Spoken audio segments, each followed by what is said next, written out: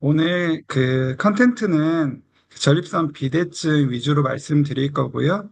그리고 발기부전 진단과 치료도 말씀드리겠습니다. 그러면 첫 번째로 진료실에서 활용 가능한 전립선 비대증 진단과 치료에 대해서 살펴보겠습니다. 일단 전립선 비대증이 무엇인지 살펴보면 이렇게 정상적으로 전립선은 방광에서 이제 소변이 배출될 때 그 방광 앞부분을 이렇게 감싸고 있는 그 조직입니다. 하지만 이것이 증가하게 되면 이렇게 소변이 가는 길을 막게 되겠죠. 그래서 보시면 전립선 크기는 평균적으로 20g 전후인데 20대 후반부터 매년 1.6g씩 성장을 하게 되고 성인 크기를 이루며 30대 이후에는 매년 0.4g씩 커지게 되겠습니다. 이것은 평균적인 수치이고 환자마다 또 증가 속도가 다르기 때문에 이런 요폐 증상이 있는 환자들 같은 경우는 꼭 전립선 비대증 진단과 치료가 필요합니다. 그렇기 때문에 나이가 들수록 이 전립선 부위가 비대해지면 방광 하부로 소변이 나오는 길을 막아서 그 소변 배뇨 장애를 일으키게 되겠고 이 배뇨 장애가 지속이 된다면 이 방광 쪽으로 압력이 계속 생기게 돼서 이 방광벽이 두꺼워지고 결국에는 이 방광의 기능도 떨어지게 되겠습니다.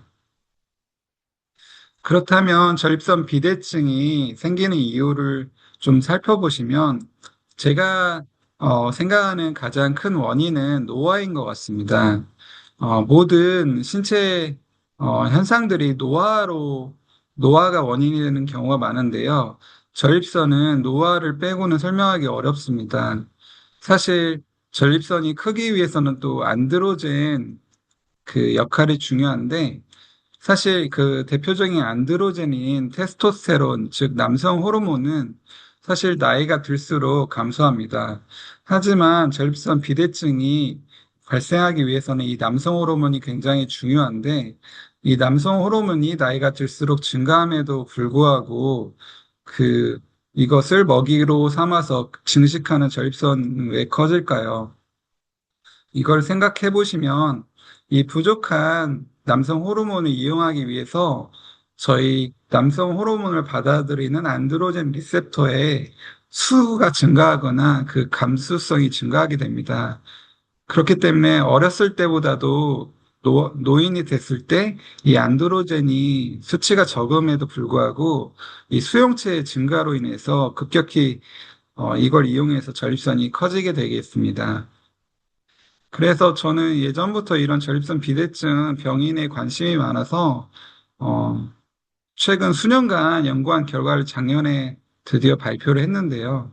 동물 실험을 통해서 이 전립선 비대증이 어떤 원인에 의해서 발생하는지 살펴봤더니 역시 그 동물 모델에서도 남성 호르몬을 박탈을 시켰더니 그 남성 호르몬을 어떻게든 이용하기 위해서 그 안드로젠 리셉터가 증가하는 걸 좀 발견을 했습니다.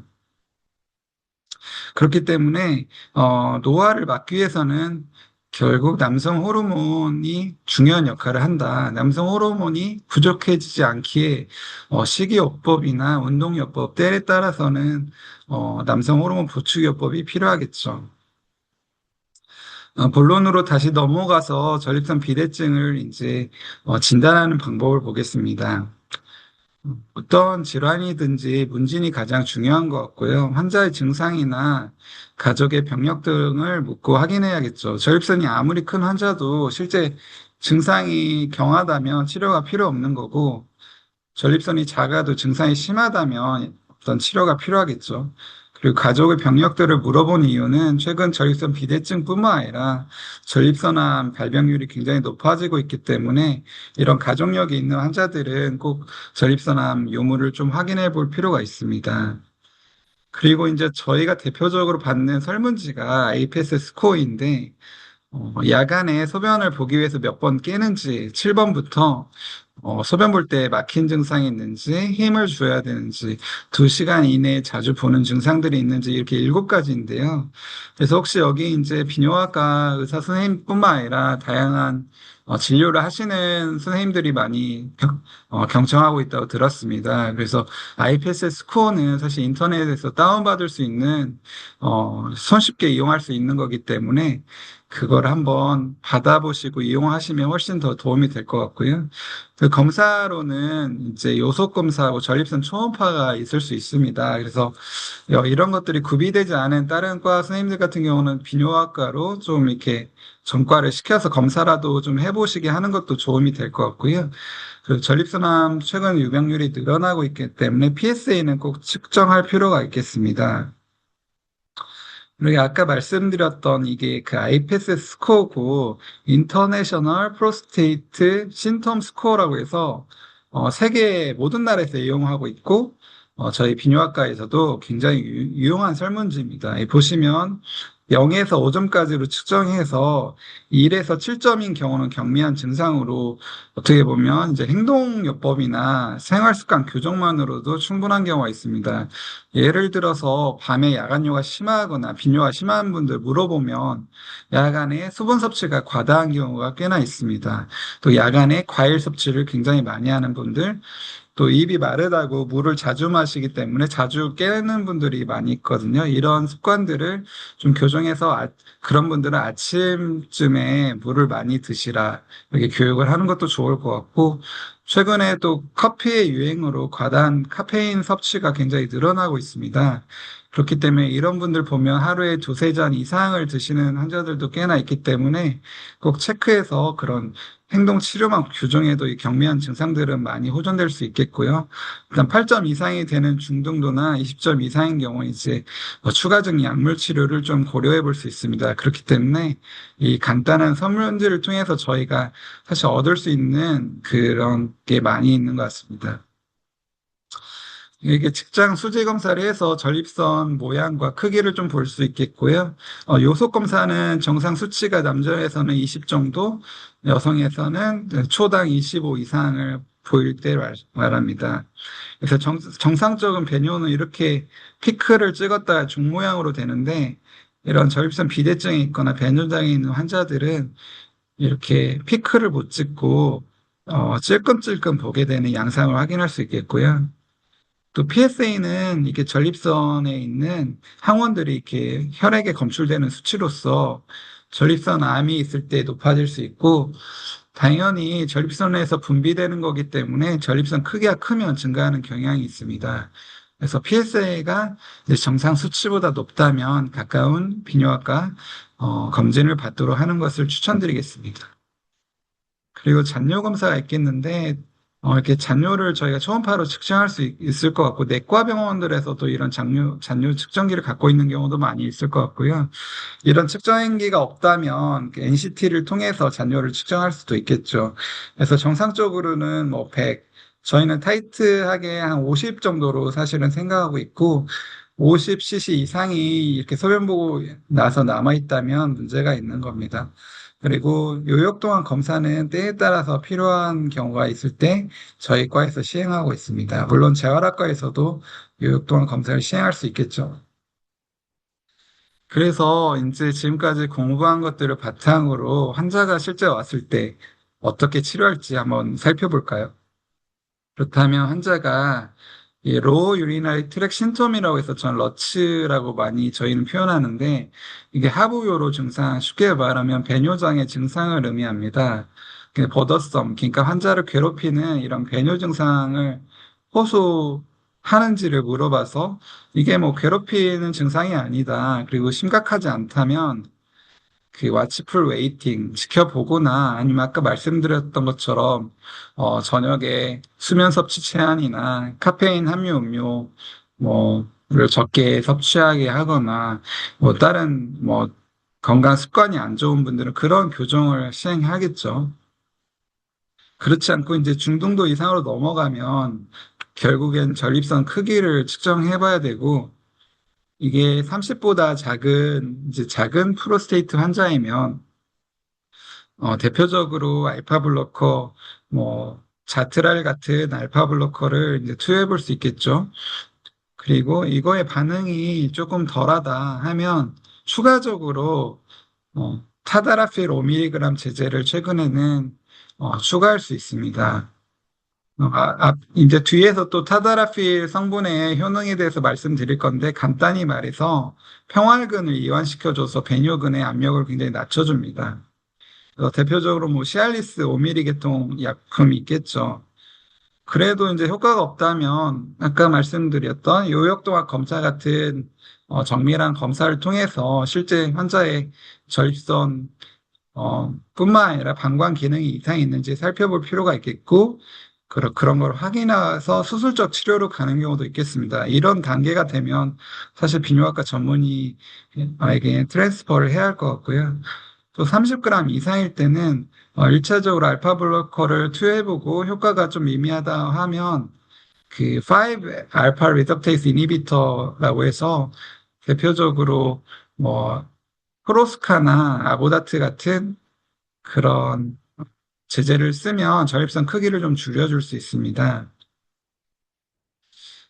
그런데도 이제 부족하다 하면 뭐 다른 항콜린제나 베타3 아고니스트 같은 그 OAB 신텀, 그러니까 과민성 방광 증상이 있는 환자들이 이런 것도 추가해 볼 수 있겠고, 이런 알고리즘에도 불구하고, 효과가 미미하다고 하면 이제 수술적 치료를 좀 고려해 볼 수 있을 것 같습니다. 그러면 대표적인 BPH 약물 치료법인 그 치료 약제인 알파 차단제를 보시면, 이것은 그 방광 입구에 알파 블로커, 그 알파 수용체들을 좀 차단시켜서 이 방광 입구를 확장시켜 주게 됩니다. 그럼으로써 이 원활한 배뇨를 좀 도와주는 약제이고요. 하지만 이 약제가 장점이 많지만 한 가지 환자들이 호소하는 부작용이 사정장애입니다. 여러분들도 이런 알파 차단제를 사용해보고 환자가 사정이 안 돼요라고 물어볼 때가 있었을 겁니다. 그 이유는 저희가 기능상에서 이렇게 사정을 하게 되면 이 전구를 통해서 전립선 요도로 배출이 되고 그 방광 입구가 압력을 가해주면서 앞으로 배출되게 원래 설계가 되어 있는데 이 알파 블로커를 복약하시면 뒤에가 이렇게 압박이 덜해집니다. 그렇기 때문에 배뇨 증상에는 좋은 역할을 하지만 이런 사정 능력에는 많은 장애를 일으키게 돼서 항상 이런 알파 차단제를 처방할 때는 환자한테 역행성 사정이 발생할 수 있음을 설명드려야 합니다. 그리고 역행성 사정은 발생했을 때 성기능의 장애를 일으키지는 않고 뭐 특별히 요로 감염이나 다른 문제를 일으키지는 않습니다. 소변 볼 때 자연스럽게 배출되기 때문에 사실 저희 건강상의 문제는 없지만 환자가 이제 심리적인 거나 정신적인 타격을 받을 수 있습니다. 그래서 환자한테 꼭 역행성 사정이 발생할 수 있음을 설명하고 역행성 사정이 발생해서 이렇게 고민하는 환자들에게는 큰 문제가 건강상에는 없다. 하지만 그게 불편하면 이제 다른 약제로 또 교체하면 이 사정 기능을 좀 보존할 수 있습니다. 그래서 알파 블로커의 역사를 보면 처음에는 혈관 이완작용에 썼던 약물들을 같이 사용을 했었고, 하지만 이런 약물들은 그런 혈관에 작용하는 역할이 너무 커서 기립성 저혈압이나 약간 실신을 많이 일으켰다고 합니다. 그래서 이렇게 계속 확인이 개발되다가 실렉티브 알파원의 실렉티브한 드러그들이 이제 최근에 나왔고 유로 실렉티브라고 해서 탐슬로신이 2006년부터 출시가 됐고 2007년에는 이 한독에서 판매하고 있는 알프조신이 이제 2007년에 런칭이 됐습니다. 지금까지도 많이 이용되는 약제이고요. 그 밖에 나프토피드, 실로도신이 이제 개발이 되었습니다. 그 약제마다 조금 알파원에 작용하는 그런 기전이 좀 다른데요. 알파원에는 이렇게 대표적으로 A, B, D가 있습니다. 근데 저희가 이제 전립선에 주로 존재하는 수용체는 A라고 알려져 있고요. 이 방광에는 A와 D가 같이 있습니다. 그래서 대표적으로 이제 탐슬러신 제제들도 많이 처방을 해봤겠지만 이거는 알파1 A와 D를 같이 차단을 시킵니다. 그렇기 때문에 배뇨 증상 완화를 시키고 이게 과민성 방광에도 어느 정도 도움이 되는 것 같고요. 그 실로도신 제제 수루페스라는 약물로 대표되는 실로도신은 알파1 A에 굉장히 선택적으로 작용을 합니다. 그렇게 배뇨장에는 확실히 방광 입구가 많이 열리게 되고, 하지만 역행성 사정이 실로도신은 굉장히 많이 발생하는 또 단점이 있겠죠. 그 알프조신은 이렇게 A, D, B에 골고루 작용해서 실로도신 같이 확실히 방광 입구를 열어주진 않겠지만, 배뇨 증상도 완화시키고, 그런 과민성 방광 증상도 완화시켜주고, 또 역행성 사정이 발생하지 않는 굉장히 안전한 약제입니다. 그래서 이렇게 대표적인 약물들을 보시면 탐슬로신, 실로도신, 나프토피들은 이렇게 대표적인 회사들에서 나오고 있고요.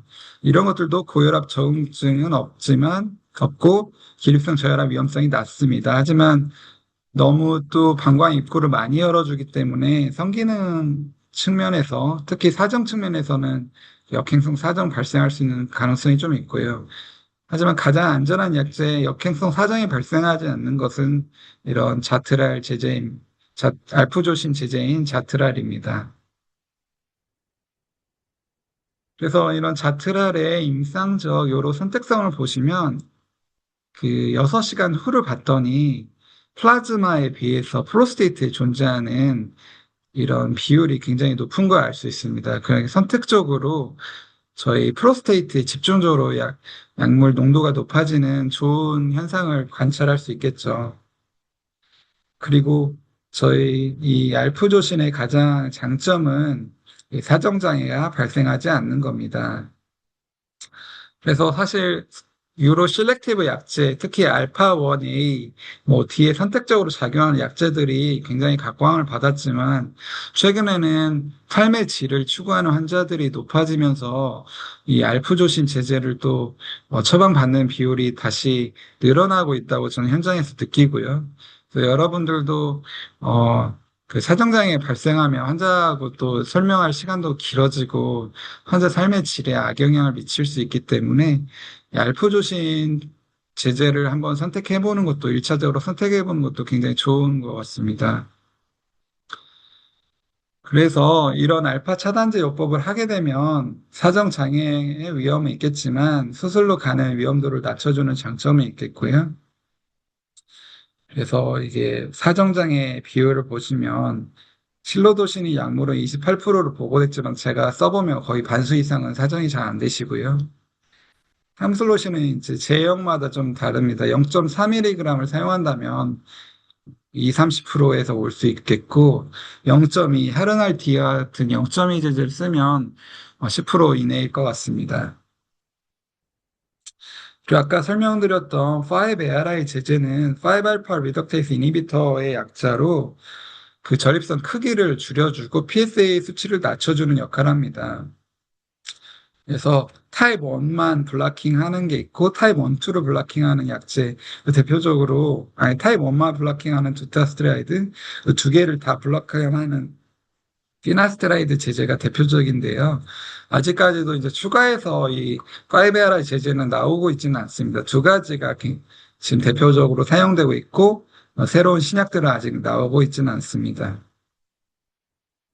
그리고 PD5 이니비터 대표적으로 타다라필 5mg, 대표 약물인 시알리스 5mg은 그 사실 발기부전제로 처음에 발명이 됐고 처방이 되어 왔지만 이 PD5의 존재를 보시면 이렇게 성기에 있는 혈관에만 존재하는 것이 아니라 그 전립선과 방광, 그리고 관략근, 심지어는 요관에도 존재합니다. 그래서 사실 PD5 이니비터가 굉장히 어, 다양한 사례로 이용될 수 있겠죠.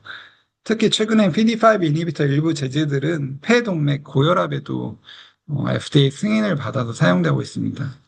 다시 본론 들어와서 결국에 저희가 이제 배뇨장애 BPH 환자들 치료하기 위해서는 이 평활근 이완이 굉장히 중요하겠죠. 방광에서 고여있던 소변이 전립선 요도를 통해서 원활히 배출을 시켜주는 걸 저희가 도와줘야 되는데 대표적인 약물이 아까 설명드린 알파 블로커겠죠. 열어주는 역할.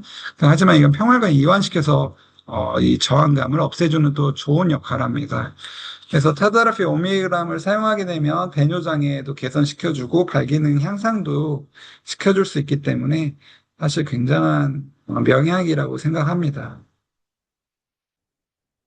하지만 PD5 이니비터는 그 질산염 제제와는 병용 금기입니다. 그래서 그 병원마다 다르겠지만 질산염제를 먹고 있는지 모르고 처방을 해도 그 경고창에 뜨는 경우가 저희 병원에서 있는데 혹시 개인 의원들이나 다른 병원들은 모르겠습니다. 그래서 이 질산염 제제랑은 꼭 확인을 해봐서 투여해야 됩니다. 복약하면 굉장히 위험한 상황에 빠질 수 있겠죠. 그 다음에 이제 수술적 치료가 필요한 경우에 이제 수술 진행하는데, 뭐 대표적으로 홀랩이나 요즘에 로봇 서저리, 뭐 이런 것들이 많이 시행되는데, 이런 치료가 필요한 경우면 그 비뇨기과 병원으로 리퍼를 해줬으면 좋겠습니다. 그래서 진료실에서 또 활용 가능한 발기부전 진단과 치료를 좀 보시면, 발기부전이라는 것은 굉장히 또 좀 주관적인 좀 진단법이라고 생각합니다. 아무리 발기가 잘 되시는 분도 본인이 만족스러우지 못하면 또 발기부전인 거죠.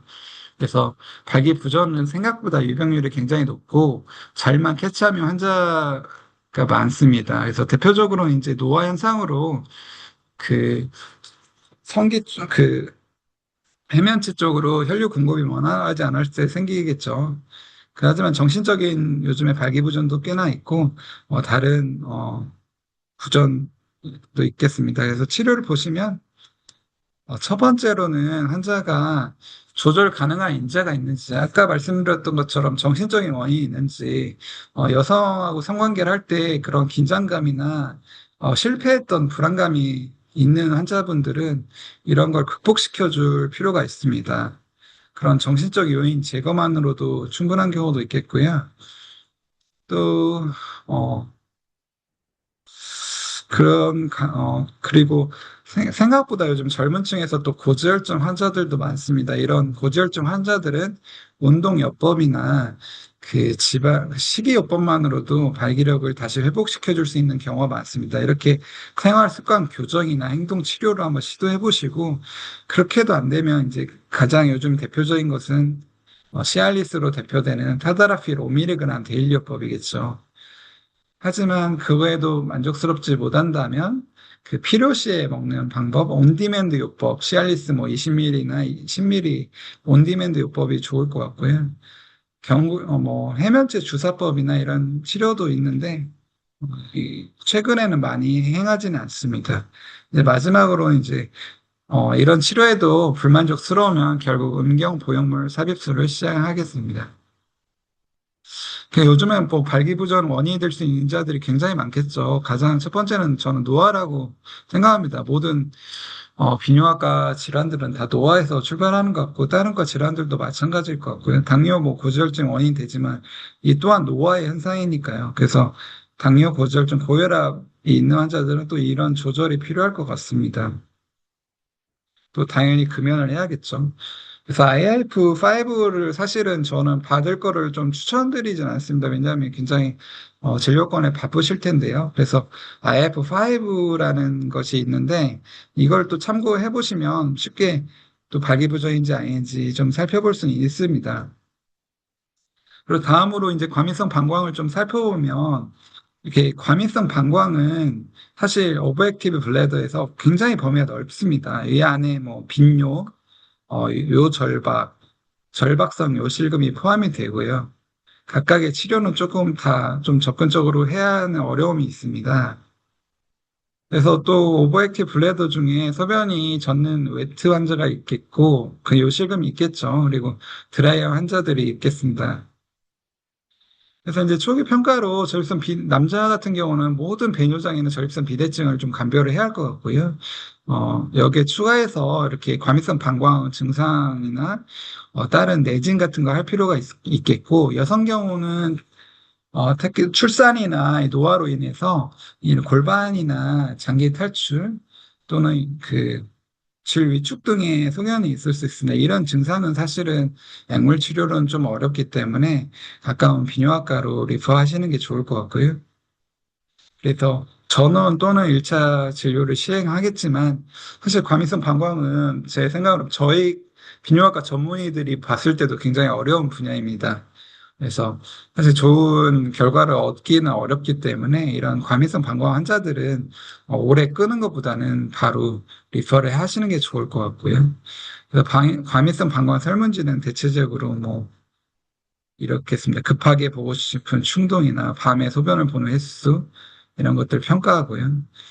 또 배뇨일지를 저희 비뇨기과 전문의들은 최근에는 거의 다 받고 있는 이유가 환자의 실제로 소변 패턴을 보시면 이분이 야간뇨가 있을 때 방광 용적이 작은 환자인지 아니면 실제로 잔뇨가 많아서 그걸 다 배출 못해서 보는 건지 뭐 아니면 식습관이 잘못됐는지 이런 것도 할 수 있고 또 수면 장애 여부도 좀 판단할 수 있거든요.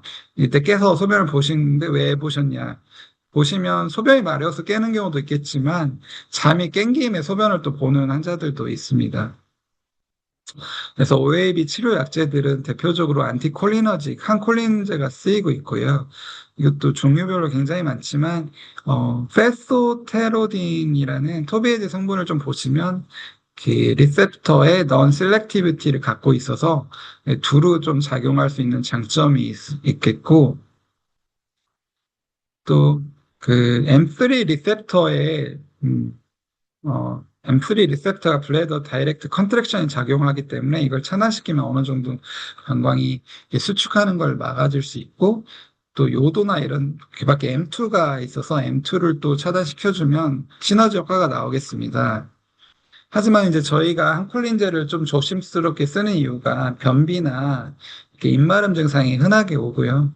또 이제 인지기능 장애가 있거나 치매가 있는 환자들에선 사용을 조금 주의해야 됩니다. 이유가 이게 CNS를 좀 통과해서 영향을 줄 수 있다고 하고요. 하지만 안전한 약제가 토비에제로 대표적인 페소테로딘으로서 몰레큘라 웨이트가 높아서 사실 그 BBB를 통과를 좀 잘 못하고 또 리포필리시티가 낮기 때문에 조금 통과를 작게 하고 또 통과가 되더라도 다시 역류를 시키는 이런 글라이코프로테인이 존재해서 좀 안전한 약제로 알려져 있습니다.